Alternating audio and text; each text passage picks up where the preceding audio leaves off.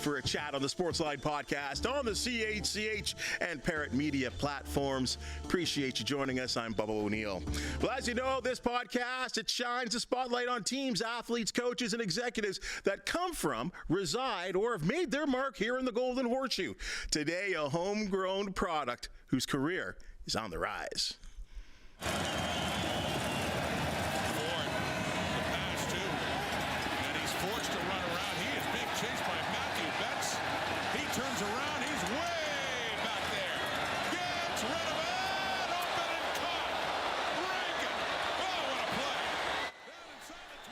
Well, you never like to make comparisons, but they are the likes of Lamar Jackson in the NFL, and in the Canadian Football League, there's a fella by the name of Tre Ford who's been making plays just like this in the Canadian Football League, and we are so proud to say that he is now a member of the Hamilton Tiger Cats. Homegrown product from Niagara Falls. Tre Ford, welcome to the Sportsline Podcast. Thanks for having me. I'm excited to do this. So. This is great to have you here. Like I tell you, I've been watching your career pretty much from when you got to university. I always thought in my mind, you know what? This is a fella that could make it at the next level.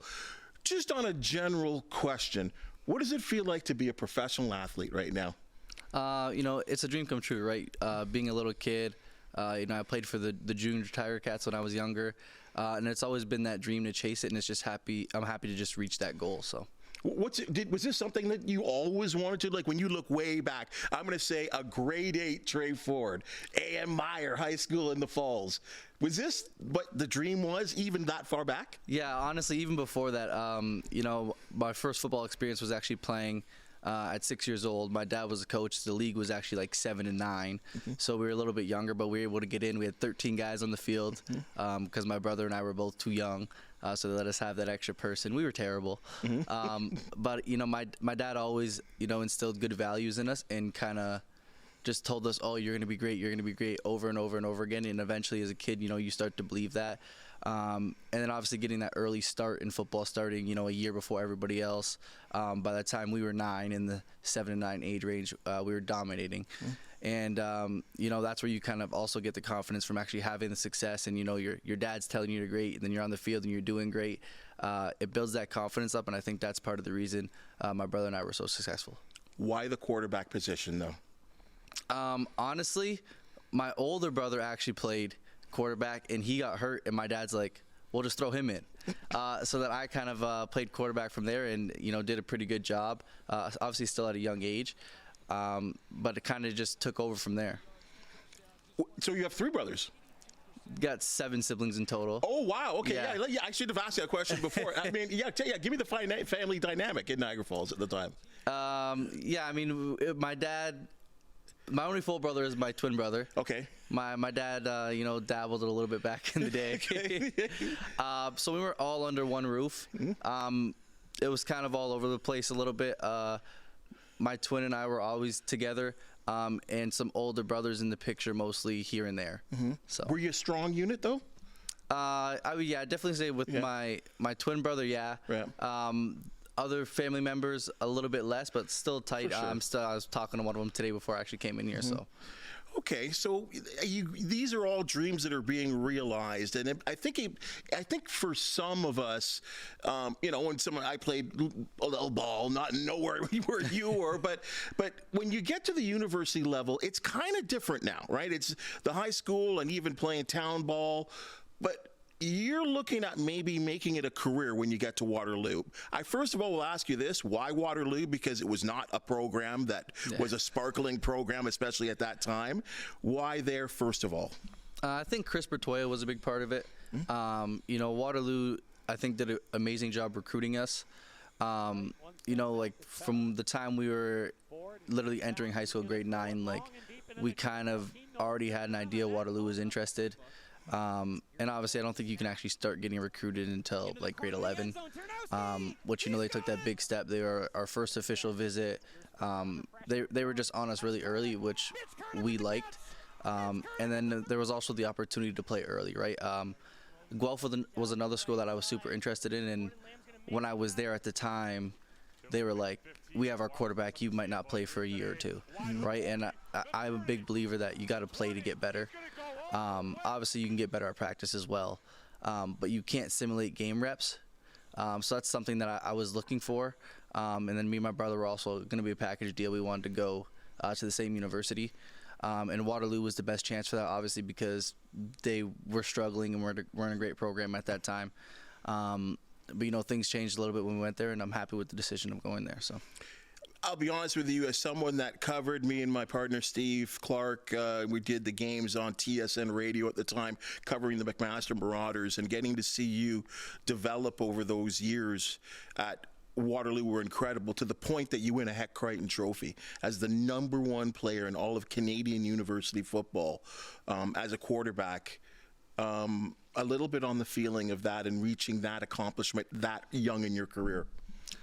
Yeah, I mean, I think it's great to, you know, to get the recognition and be acknowledged.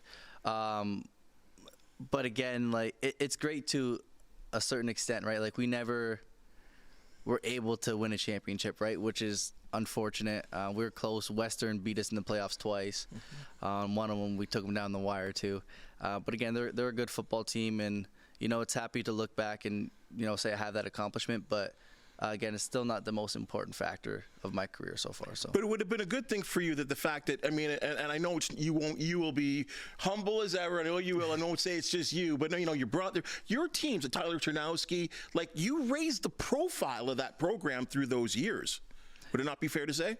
Yeah, for sure. I think, you know, Waterloo was, you know, taken a little bit more serious, especially in the football world there. But again, right, like, we had a lot of great players. It wasn't just me, right? Like, you're talking about Tyler. We had Gordon. A guy who I think actually gets overlooked is Rashawn Dagaman, who was one of our receivers. He was a receiver 3 or 4 for us, but again, I think he could have went somewhere and been a #1 receiver. And then also you look at our defense, like, I think, honestly, Terrell probably would like to hear this, but he was probably our best actual football player on the team, right? Which is why he got signed by Green Bay. And again, I'm just in a position that, you know, gets a lot of recognition, right? The quarterbacks, whether you win or lose, is going to get a lot of recognition. And, you know, I don't think that necessarily makes him the best player on the field at all times, right? There's going to be players, you know, at different positions that just have less of an impact, but could be overall better at their position. And again, I still think I'm really good at my position. And, you know, I try to be the best player in the field at all times. And my role is just, you know, in the limelight, so. Fair to say. And for people that don't know, Tyrell is your twin brother. Yeah. That, you know, your journey is kind of mirrored for a little bit here and there, back and forth. But certainly in the early days, there was an incredible connection that you did kind of come as a package deal. And you were both really good players, both playing one on offense and one on defense, which was so incredible. 2022 is your draft year. And this is an interesting time, I think, where a lot of people are nationwide, at least in this country, are starting to know the name Tre Ford. And we're getting some interest from the United States, the National Football League. First things first, the CFL, or the Canadian Football League draft, you're drafted 8th overall by the Edmonton Elks. Was that a big day for you? Yeah, it was definitely exciting. Honestly, I wasn't expecting to go in the first round. You know, quarterbacks usually don't get drafted very high in the draft. So, you know, when I got drafted, I was super excited for the opportunity. You know, I told every team that I talked to, like, I want to play quarterback. I know some teams were like, oh, well, you're a great athlete. We could use you here or there, kind of thing. And again, I want to help my team out in any aspect possible, but I do want to play the quarterback position. You know, that's what I want to do. You know, if I was... Go ahead, sorry. Yeah, I'm just going to say that. I'm glad you brought that up, because I was going to ask you about it, but you brought it up yourself there, about you, other teams looking at you as something else other than what you were. Are you proud to this day, and looking much years ahead, that you held your stance, and the fact that, you know what, and we've heard this too, for many years, in fact decades, of taking black athletes and saying, great athlete, but he'd be better suited as a DB or a safety or a wide receiver. Did that offend you a little bit? To an extent, a little bit. I feel like, you know, even with the free agency that just happened, there were some teams that were asking me to switch positions and do certain types of things, and I'm like, I understand you see the athletic ability, but again, I was in Edmonton for the last 4 years, and again, we weren't the greatest football team, but we were able to, like, especially when I was in, have some successful games. I think I'm like 10-13 as a starter, and you look at the rest of the starters that were there when they played. The record's a lot different, right? They had a lot more losses and less wins. But I don't know how, some of these people see that and be like, oh yeah, well, we'll just move them to receiver or whatever. I feel like I'm not going to say I've played phenomenal my entire career at quarterback, because, that would be lying. I think everybody has ups and downs. But I feel like I've done enough, to earn the respect for people to see me as a quarterback. But again, I can't change how people view me. If somebody views me as a receiver, all the power to them. But, I'm not interested in playing receiver or anything like that. So not to make this a completely racist thing or whatever, but I just don't. Hey, and I've been watching ball and following ball for, I'm almost 60 years old, right? And why do we keep hearing this? It's less than it used to be. Mm-hmm. But it amazes me that the black athlete, especially in football, gets looked at. And I can think of many mobile quarterbacks, because I think you were a mobile quarterback, mm-hmm. and then sometimes you get stuck into this, well, he's a great athlete, before you say he's a great quarterback. Yeah. And that bothers me a little bit, but I don't hear that with other mobile white quarterbacks. Do you think that's actually, has that improved, do you think, over the years? I think a little bit. I think it's just, there's a lot of people in positions of power that were still in positions of power back then. Right, fair point. Right, so is their view going to change? I'm not sure. But, there is a younger generation of coaches and people in power to, select certain athletes and quarterbacks for their roles. So I think it is changing, and I think it is going in the right direction. But I still think there is that slight bias for sure. I think of Johnny Manziel, who in his college career was an improviso to the max, right? A guy that ran around and did a lot of things that you did. No one ever expected him to be a wide receiver or a running back, or it amazes me. And not to put you on the spot there, but I think there is a situation that is out there. And of course, I think we're still in an era right now where people are looking at black quarterbacks, and God bless the Canadian Football League for the ones that have been able to succeed, with the Hamilton Tiger Cats going all the way, we got Damon Allen, we can go on and on, Chuck Ely, you can go on and on with great black quarterbacks that have dressed up for the Hamilton Tiger Cats. So thanks for addressing that. So can you talk to me about this NFL stuff? What was going on here? Because obviously you've been drafted, but like the New England Patriots are calling you, the Raiders are calling you. What was that experience like, being in an NFL sort of camp situation? Well, I did the rookie camp in Baltimore, and again, great experience. I'm happy I did it. Again, it was just, I don't want to say I wasn't given a fair opportunity, but like, you go there, and it's hard to make the team, especially when you're not a draft pick. I remember getting there, my flight left at like 2 a.m., so I had like a hard time sleeping on the plane. You get there, then you have like this full day, but you don't get the playbook until like 9:30, 10 o'clock at night. And, by that point you're exhausted and you're on the field the next day. So I studied the playbook. I was feeling pretty good about it. Again, I wouldn't say I mastered it or was an expert, in one night. And then it's tough, right? Like throughout the day, you're seeing all these people on iPads and stuff, and they have the playbook. But I was just waiting to get mine. So I got it that night. I studied, was feeling good going into the practice the next day. And then we get out there and I'm waiting for the wristband, and there was no wristband. And I was like, okay, I don't know the offense that well from one night. Sure. To kind of, get in there, make the calls, feel confident, tell everybody what they got, and kind of get cycling and rolling on offense there. So I kind of was in rookie camp as the number 2 guy. Antonio Brown was there. He was ahead of me. And I'm watching him in the huddle, and he knows everything. And I'm like, man, you learned all this last night? He's like, oh, no, I got the playbook 2 weeks ago. So I'm like, I get it. He signed as an undrafted free agent right after the draft. And again, I was shocked because I assumed he got it last night as well, but he had it for 2 weeks, so it made sense. He was able to go in there and be confident and call the plays and do all these different type of things, have a handle on things.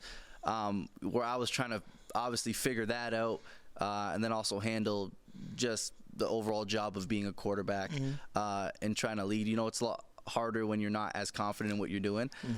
So I feel like I was at a little bit of a disadvantage that way. But overall, I feel like I did a good job, like, throwing the ball, footwork wise and stuff, while I was there. But again, when you're competing at that kind of level, like, they expect you to know everything, whether you got the playbook yesterday or 3 weeks ago or whatever it is. So that was the hardest part. Well, is it all that it's cooked up to be?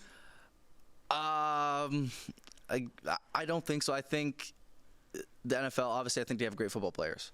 But I think the CFL also has great football players, and I think the skill gap in between those two is less than what people think. We had a lot of people, even on the team in Edmonton, that played 2-3 years in the NFL and then came back. So I think the skill gap between the superstars, I think, is the biggest one. Obviously, when Aaron Donald's out there, it's Aaron Donald, right? Yeah, for sure. But then, like some of those other defensive linemen are kind of, plug and play, right? And I think, some of the guys we have in Edmonton, like Elliott Brown, he is actually now with the Cardinals. Again, is a great athlete, and I think he deserves to be in the NFL. I thought he was fantastic with us. But it really just comes down to getting an opportunity, right? And the thing I found with most of the American guys too is the biggest difference between American and Canadian players, I find, is just overall appearance. Like, the American guys walk in, they're 6'6", 240, shredded, right? And I think Canadians they can be that, but I feel like on average we're not that. Right. But again, like, it doesn't matter what you look like. It matters how you play. For sure. Right. And I think, there's a lot of guys across the league in the CFL that are prime examples of that. You know what I mean? Like, even like Stavros, I know he's a smaller guy. But, like, people fear running over the middle against him. Hell yeah. Because he will light you up, right? So, again, it's not all about appearance. It's about executing on the field. So, I would believe that based on that NFL kind of life and the tryouts and look-ats that you'd had, you and Nathan Rourke would have a lot to talk about. I have a feeling that there would be a lot of experiences. Because he's another guy that, quite honestly, I don't know, who am I to say he didn't get a fair shake, but it seemed like he got rooked a little bit in a couple of opportunities that were there. Yeah, no, I thought he did phenomenal. I watched his preseason games and everything when he played, and I wish he would have been, given the opportunity to, really take over and be given a real chance down there. And again, I think he's a great quarterback, and he still might get the chance, right? He's still young. He's playing at a really high level, and whether he wants to continue his career in the CFL or take a chance in the NFL, I'm going to support him and watch his career. So. Taylor Elgersma is another guy that out of Laurier. The guy's got a rocket arm. That's NFL arm strength if I've ever seen it. And apparently he picks up the books real well. And at least what I saw, and I actually was focused in a lot on this because I'd been led, and I'd seen a lot of him, quite honestly, and thought to myself, my gosh, that's a guy that could play at the top level. And you watch him in the preseason, he outplayed every quarterback in all of preseason. Except for Love, obviously, and Love is going to get the starting spot. And the fact that he got released to me just blew me away. And the people that he got released for, he outplayed, right? It's amazing the game that's played in the Canadian. As you said, it's pro football. That's the way it is. And sometimes you got to have the right agents, and I'm sure that there's a lot that goes into it. To your situation back in Edmonton, and how challenging was this for you? Because any top draft pick is going to a team that needs the top draft pick, right? Because you finish a certain area. Your team wasn't great, and your team had a long losing streak somewhere in there. And unfortunately, a long losing streak at home, which is a tough one as well, too. And I know you look at as a football player, you look at everything on a one-game basis. You try to, at least. What was that like, too? And you want to still grow as well. Obviously, it's exciting to be drafted in the first round. But again, too, you don't get a pick where you get drafted to. And yeah, Edmonton, it wasn't in a great situation. But that didn't really scare me at the time. Waterloo was kind of similar to that when we went in, Terrell and I, that it wasn't a great program or football team at the time.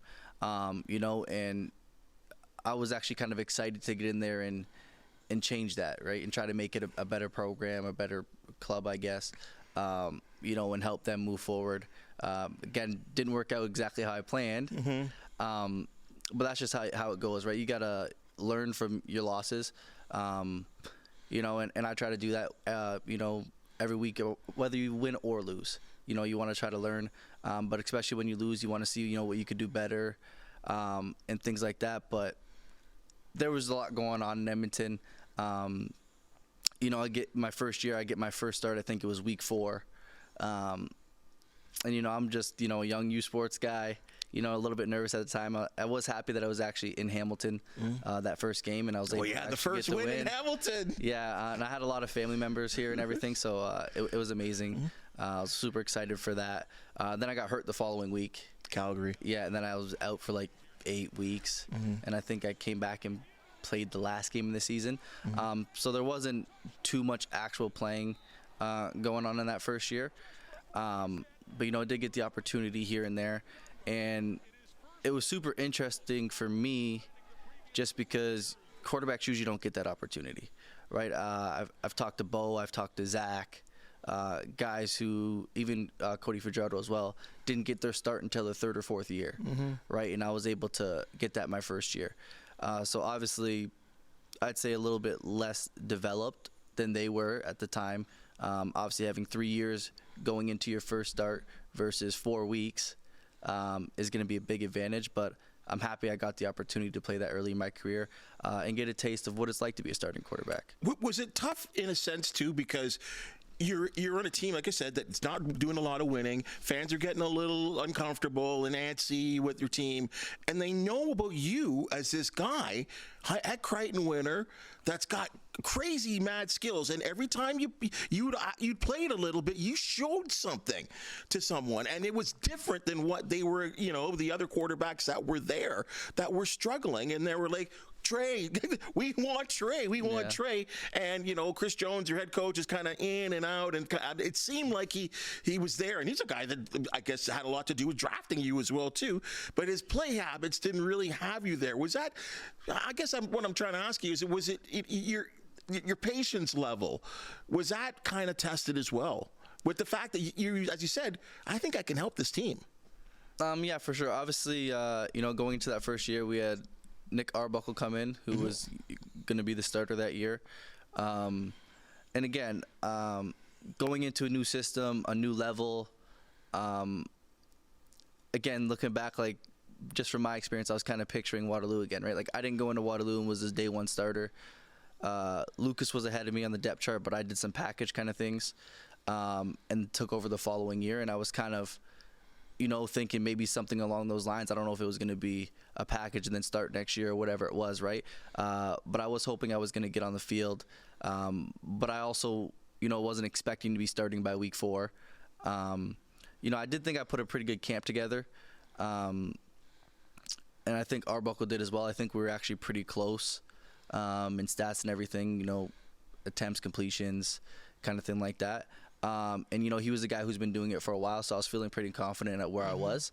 And then getting that chance to start was obviously awesome, and then getting that first win. So, if you've advanced a couple more years now into, maybe your second and your third year, and again, you're getting some playing opportunities that they're not really consistent there, but the times that you are there, and as you talked about it, the quarterback position is one of glory and one of, glory to goat, right? It's just the way it is at that position. Goaltender, probably the same thing in the National Hockey League as well, too, that responsibility. But this quarterback is like, you're leading the team. You're the face.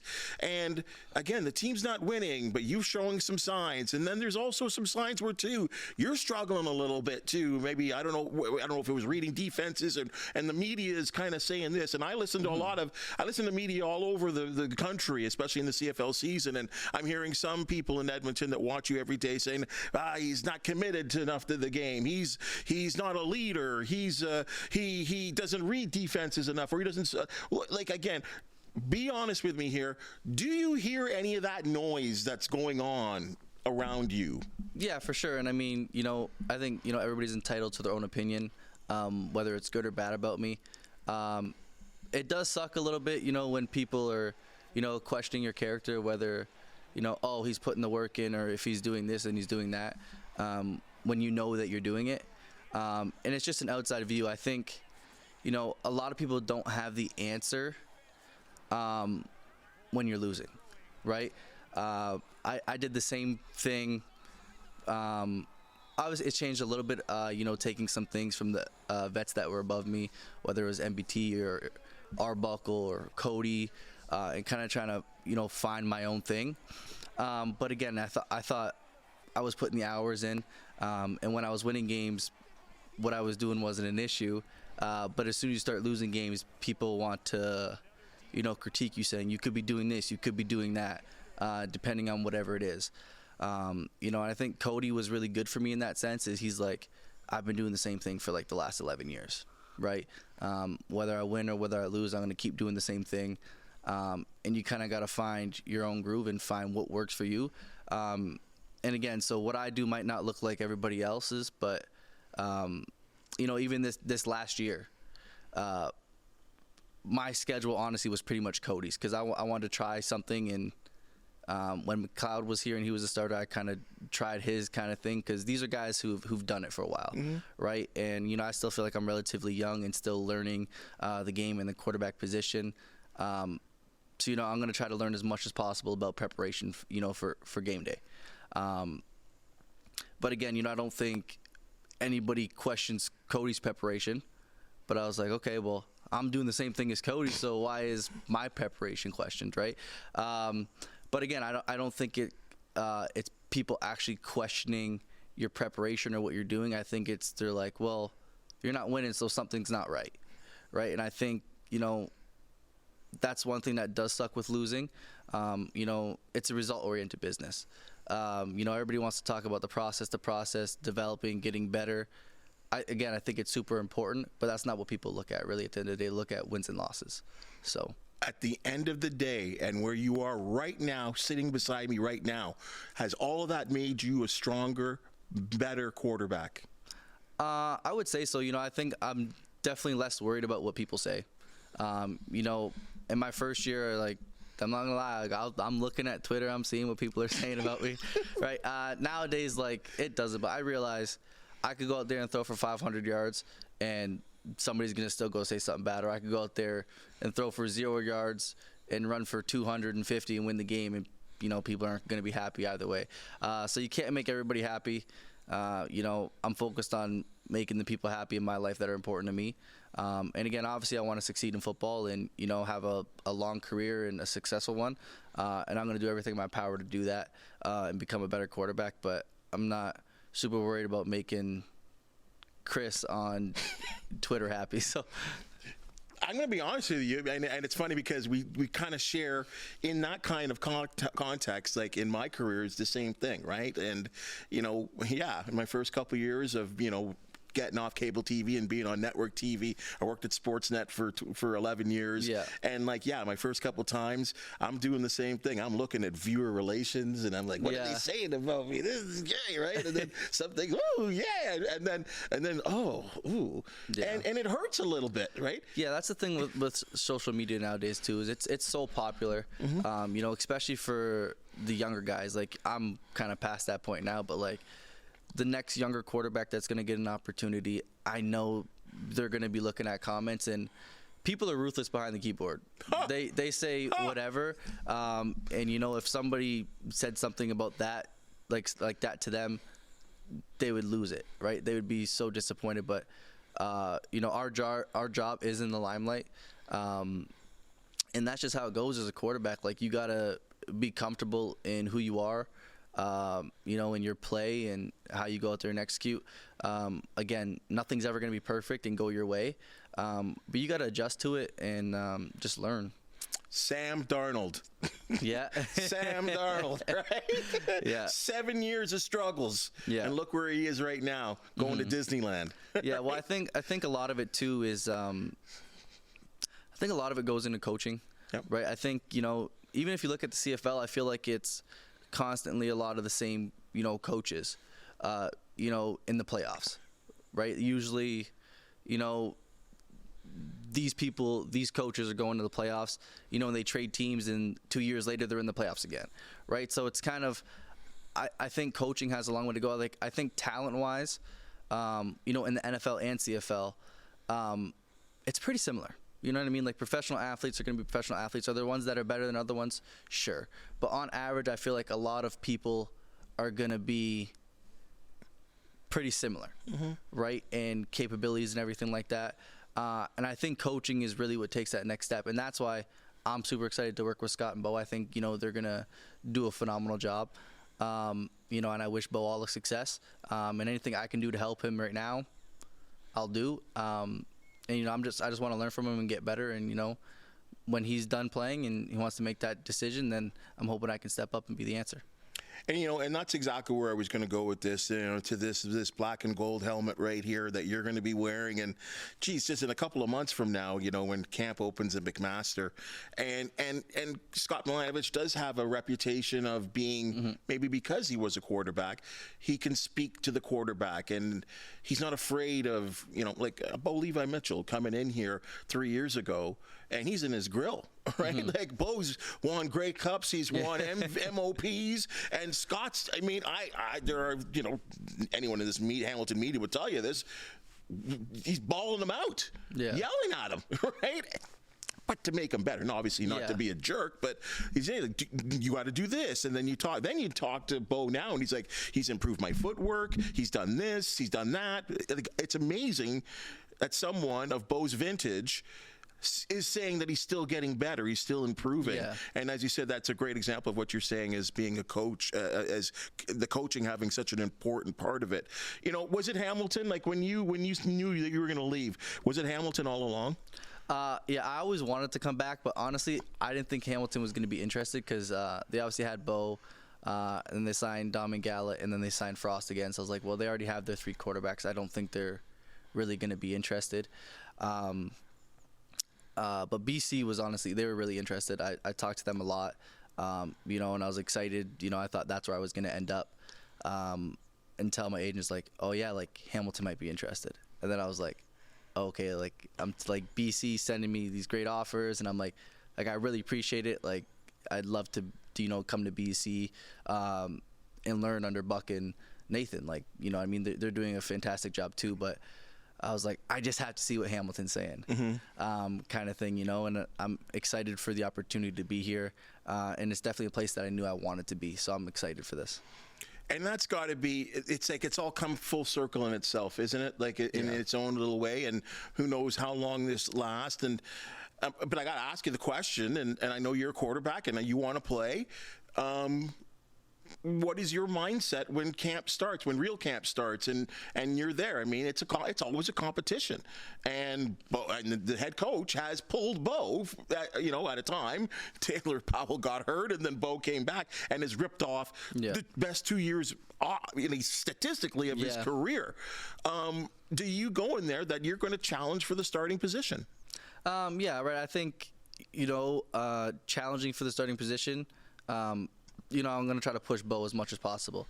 But again, I do know I'm going into a situation where it's Bo's team at the same time, right? But whether it's his team or not, and, competition, I'm going to go out there and do the best that I can, regardless of the situation, whether I was first, second, third, or fourth string, right? I think, a lot of people get caught up in that 1 and 2 battle or 2 and 3 battle and kind of trying to dice it up. But if you talk to any quarterback at any time, whatever situation they're in, they're going to try to do the best possible that they can, right? It's not, I'm going to, relax, like I know he's the guy, right? Like, I'm here for the long run, right? Like, if Bo goes down, I hope he doesn't, but I got to be ready to step up and go in, right? So I got to take my job serious, to try to hop in and keep rolling smoothly, right? Because their offense is extremely high power, right? And I don't want to be the piece that's holding them back if that situation does happen, right? But then again, I'm also gonna learn, and when Bo decides he wants to retire, then that's when I'm gonna look to try to take over as well. So I think maybe I'm just going to put words in your mouth. I would have to believe that throwing to 89 might be a reason to come to Hamilton too. Yeah, no, Kenny's amazing. He was with me in Edmonton actually my first year, but we never really played too much. He actually has my first reception touchdown. It was to him in Hamilton. But again, I played that one game, and then I got hurt, and then I was out for 8 weeks. Then he ended up breaking his collarbone. So we really only, I think, played that one game together. Right. And anytime you turn the TV on and you watch Kenny, you're just like, wow. But again, I think that's part of the reason why Hamilton's so good. Obviously, they have Kenny Lawler, but their receiving core is phenomenal. I think it's the #1 receiving core in the league. Keandre's done amazing. Tim White did a really good job last year as well. Tyler's here. Hopefully he gets the opportunity to step up. If Shamar signs. Yeah. A guy that should have been Rookie of the Year, but he got hurt 2 years ago. So, yeah, I don't know where they find all those receivers, but I'm happy that they're here. So it's funny you said Tyler. That could be nuts. That could be crazy that, basically almost 5 years later, you guys could connect on the football field again. Yeah. Because I know the coaching staff love him. Yeah. And he's given them, this coaching staff, lots of reasons to be loved. His work on special teams, this is probably stuff you all know. His work on special teams, when he does get an opportunity at wide receiver, returning kicks, he'll do anything. Yeah. And I've seen him bust his body as well, too, yeah. in several occasions, too, because he had some history of injuries. But that's because I see him busting his butt all the time. The fact that you could be under center or at least in the gun and you have him in the slot, that might be wild. That you could see him. Would you see him as that guy that I already know what he's going to do? I trust him. Yeah, for sure. I think I think Tyler and I are on the same page, right? Obviously having those 4 years at Waterloo, or 3, 4, whatever it was. I love throwing him the football, and I think he did a fantastic job. Obviously going up and getting the ball, whether I put a little bit behind him or, how to speed him up a little bit. He's an all-out football, but he can do everything, whether it's, catching the football, making somebody miss, block, like you said, special teams. He does it all. So he's a guy, I'm super excited to work with again. As Bo being the starter, I don't know if you were here, but obviously you were in Edmonton at the time. Tua Tagovailoa's younger brother, Talia, was here, and he was a guy that was, we'll call him for the better works, a package guy. Scott had him as a kind of guy that would run some packages. Do you anticipate that you will be a guy that might garner some attention at this part, as if with Bo being the starter, that can do, because Bo is a different type of quarterback. Let's be honest here. We know what Bo can do. We know what you can do. You're different types of quarterbacks that can achieve the same results. Do you expect that there might be some packages, or are you kind of hoping that might get designed for you, some of the things that you do very well? Yeah, I'm not 100% sure at this time. We haven't really talked about a package or anything. But again, if I can get on the field and help, my team win, I'm going to try to do it. Whether it's short yardage or if they put a full package together, say it's 20 plays or something, whatever it is, whatever aspect I can do to help the team win. So I'm going to remind you of something that you're going to hear a lot. Tiger Cats haven't won a Grey Cup since 1999. Oh, yeah, I seen that little, in the locker room, I seen the little thing, yeah. So we really hope that you can be a key part of it. It's crazy. 9 teams in the Canadian Football League, and that arguably, and I know what Saskatchewan, hey, you people in Saskatchewan, I know what you're saying, and I know what you're saying in Winnipeg, but we're darn good fans here in Hamilton, and we're starving. We're starving for a Grey Cup, and it'll be so awesome to see you be a part of this. I think there is a revival of the Tiger Cats right now. You've been there. If I could throw you this quick one, what's it like being on the other side as a visitor coming to Hamilton? Yeah, I feel like I might be biased, but I really like it just because I had a lot of friends and family coming every time we played here. True. It kind of felt like a little bit of a home game for me, to be honest. I had a lot of loved ones in the stands. So I love it, right? And I grew up playing here. You know, in high school, playing OFSA championships here. So honestly, the field kind of felt like home, and I actually really enjoy playing here. I don't think the Argos thought the same thing. I don't think they think so, especially on Labor Day, as you're about to see. And you were a part of the Calgary to Edmonton Labor Day madness too, but I think it gets a little crazier here, quite honestly. Hey, just before we close here, there's a couple pictures I want to show to you, and you've brought him up a couple of times. What does this guy mean to you? This guy here, what does he mean to you? Yeah, that's my brother. I actually had to give him a ride to the airport today, so he's like, oh, like, we need to be there by like 6 a.m. So we had to get him at I woke up at like 4:30 to go get him or whatever. But no, he's a great dude, right? He's you know, somebody I talk to pretty much every single day. And, you know, I wish him nothing but the best. He's been, you know, a great brother. You know, and I think a big reason of why we both play professional football, you know, our compete level at anything we do is super high, whether it's football, you know, running track, lifting weights, video games, whatever it is, you know, we're always competing, and we know what to say to make each other mad and kind of get going a little bit. And, you know, I think we do a really good job of not taking anything personally. You know what I mean? Like, he'll say something, I know it makes me mad, but I know he's doing it to try to make me better. And, you know, I'll do the same thing to him, you know, at whatever, you know, we're competing at. So he's a big part of my life for sure. He's one of the most outstanding corners in the Canadian Football League. Have you beat him for a touchdown yet? No, I haven't actually. So, but he hasn't picked me off. He got me in practice for the first time. It was way later in the year. He didn't get any in training camp. I think it was probably like week 4 or 5. I think he got me. But again, he's outstanding. You know, I try to keep the ball away from him, to be honest. Did he let you know? When he picked you off, did he let you know? He'll definitely let me know. So, but, yeah, no, he's an outstanding corner, and I'm excited to watch his career as well. One more picture of someone that may mean a little something to you.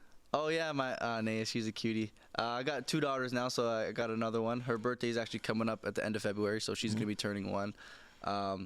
My kids are phenomenal. You know, my wife does a phenomenal job raising them. You know what I mean? I so much love for them, and that was part of, you know, the decision to come here as well. She's supposed to be starting school this year, you know, and I don't want to do that to my family, you know, always have them flying out. I don't want them missing school or anything like that. School is super important to me and my wife. So we want to make sure, you know, like my kids and family come first. I love football to death. But, you know, football has an expiry date, and my family doesn't. You know what I mean? I'm going to, you know, do as much as possible for my family, especially in these 6 months in the off season, right? During the season, you know, I obviously take football serious. And usually my family's not with me during the season.